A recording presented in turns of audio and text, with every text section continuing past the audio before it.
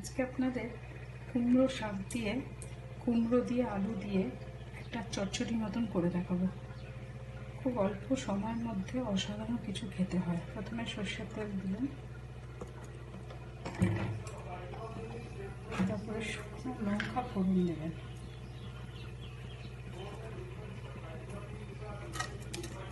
সরষের তেলের মধ্যে আর দেবেন হচ্ছে 5 ফোড়ন।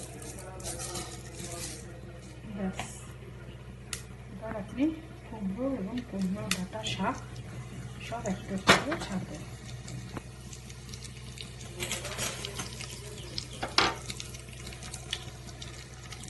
দেবেন তেলটাতে,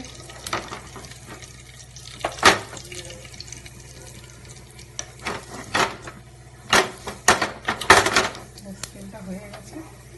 এবার আপনি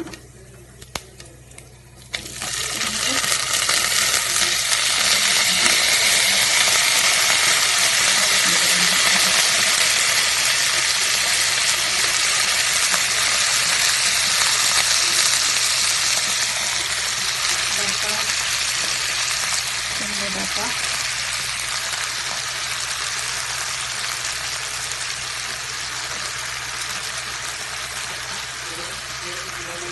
সব একসাথে দিয়ে নাড়াচাড়া করে নুন হলুদ দিয়ে সেদ্ধ করতে দেবেন।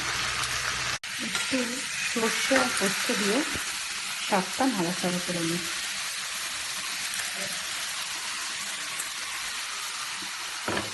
একটু সর্ষে পোস্ত দিয়ে নাড়াচাড়া করে হালকা একটা মিষ্টি দিয়ে নামিয়ে নিন। ব্যাস, মাখা মাখা একটা শাক পোস্ত তরকারি হয়ে যাবে। সকলে ভালো থাকবেন, ধন্যবাদ।